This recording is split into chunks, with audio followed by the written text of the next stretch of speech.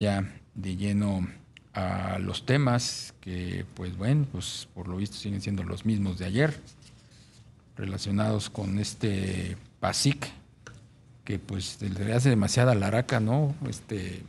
Y todo va a servir para nada, la verdad de las cosas. Ya muchos analistas han anticipado que pues no se puede controlar lo que no proviene de fuentes internas. Mucho de esta crisis, mucha de la volatilidad de los precios, pues tiene que ver con la guerra, tiene que ver con las cadenas de suministro, tiene que ver con el COVID, pero bueno, pues aquí en México siguen insistiendo.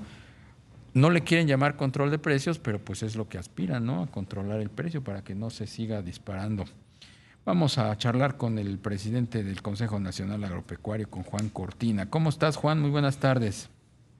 Muy buenas tardes, Darío. Gracias por la invitación al programa. Bueno, pues ¿qué nos tienes que decir del PASIC en esta nueva versión? ¿Coincides con quienes dicen que pues es difícil contener los precios como insiste el gobierno federal? Bueno, yo creo que mencionabas tú una cosa que es muy importante. El tema internacional ha tenido una influencia pues total en los aumentos de precios provenientes del COVID y las disrupciones en la cadena de suministro, de la guerra en Ucrania con Rusia y la afectación que han tenido los mercados de fertilizantes y de granos.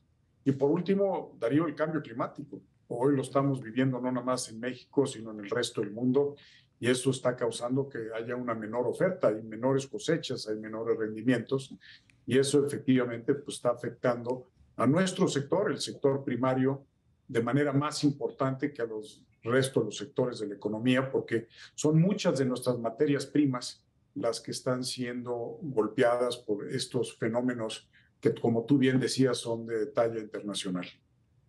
Sí, efectivamente. Juan, buenas tardes. Te saluda Rogelio Varela. Juan, en esta nueva versión del PASIC, se da a conocer que habrá facilidades para importar productos. México es muy competitivo en su campo, en la producción de frutas, legumbres. ¿Qué segmentos podría, digamos, que ser susceptibles de importar? Pues también en el entendido de que pues, los alimentos están caros en todo el mundo. Rogelio, tocas un tema fundamental. Yo creo que es importante también ubicarnos que no nada más están caros, sino que también los tienes que conseguir. Yo creo que parte del PASIC 2 es un intento por la Secretaría de Hacienda de simplificar procesos, de hacerlos más ágiles. Y yo creo que por eso está el tema de COFEPRIS, obviamente, y también el de Senacica. Pero en el tema de Senacica en particular tenemos que ser muy cuidadosos porque no podemos poner en riesgo nuestro estatus fitosanitario con el resto del mundo y en específico con Estados Unidos, donde se van el 80% de nuestras exportaciones.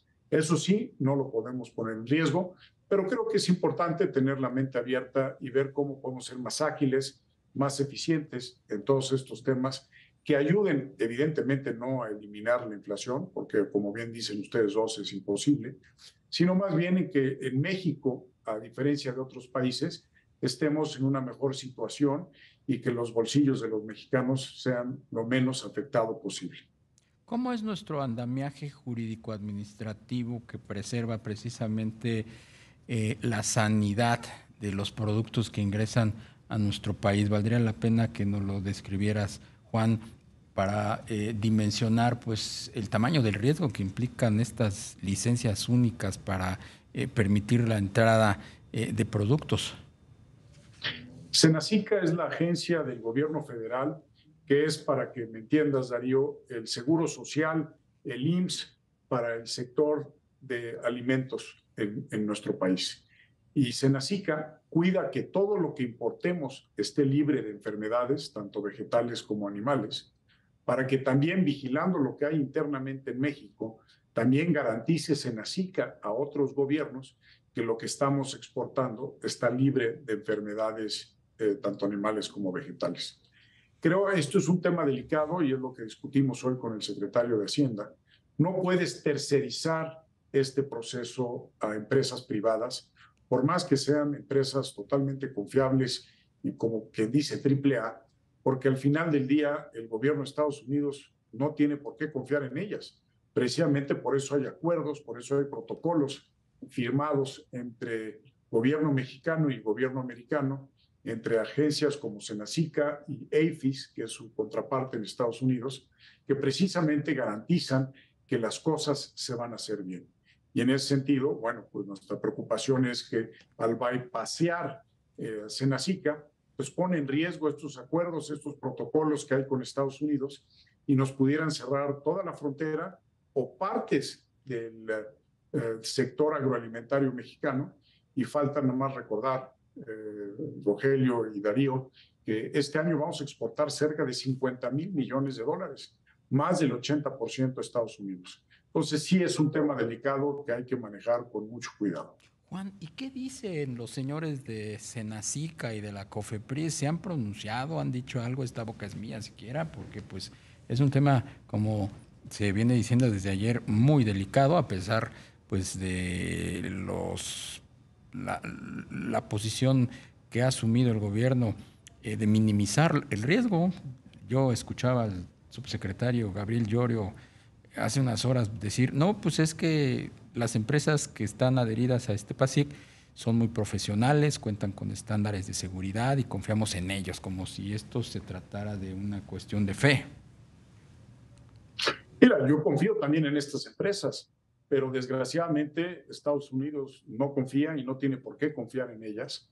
Y precisamente por eso hay protocolos y acuerdos firmados desde hace muchísimos años entre México y Estados Unidos, que es lo que hace que las mercancías transiten libremente entre los dos países.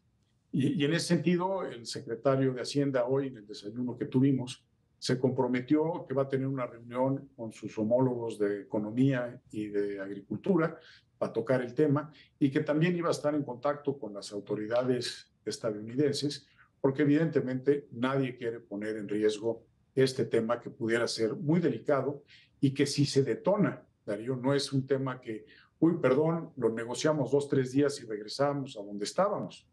Lo que puede terminar pasando es que nos quitan la certificación y para volverla a poder obtener tienen que venir a checar que México está limpio de esas enfermedades que les preocupan y es un proceso que puede tomar meses o años y que evidentemente sería un retroceso muy importante para todo el sector o partes del sector. Efectivamente. Juan, y en esta relación con Estados Unidos, que es muy intensa, también está en lo comercial y en lo pecuario, también está el tema del maíz amarillo. ¿Cuál es el estatus en estos momentos en torno a una eventual prohibición de importar maíz amarillo? Bueno, hay partes del gobierno federal que están intentando esa parte, Rogelio. Es francamente imposible pensar que pudiera ser una realidad. Este año vamos a importar cerca de 40 millones de toneladas de granos y oleaginosas. La vasta mayoría se va al sector pecuario. Es una materia prima que se compra y aquí en México se transforma en valor agregado, en proteína animal, sea leche, carne de cerdo, carne vaca, etcétera, huevos.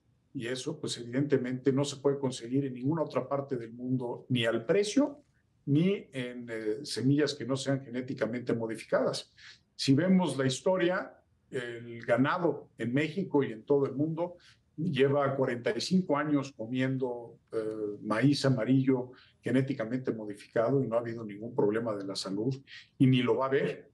Y yo creo que México en ese sentido tiene una enorme ventaja de tener en Estados Unidos el granero del mundo. Tenemos el grano más barato y con la logística más barata para que nuestros productores aquí en México del sector pecuario sean competitivos a nivel mundial y lo demuestran las tasas de crecimiento que han estado teniendo en los últimos años. Entonces, francamente, yo veo complicado de que se pueda prohibir eso porque estarías pegándole al 42% del PIB agropecuario nacional.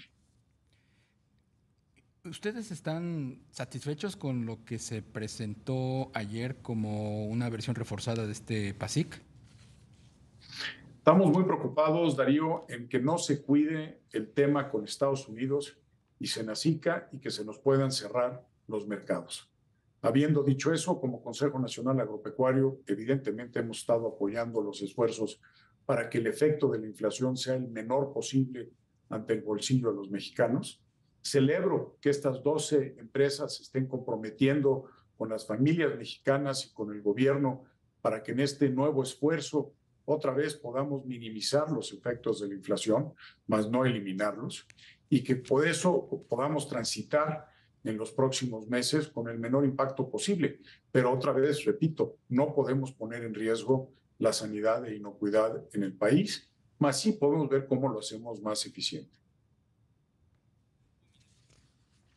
Efectivamente. Bien, pues Juan Cortina, presidente del Consejo Nacional Agropecuario, como siempre, muy agradecidos de tu disposición para platicar con nuestros amigos del auditorio. Darío, Rogelio, muchas gracias por la invitación. Un placer de estar siempre con ustedes. Gracias, Juan. Hasta pronto.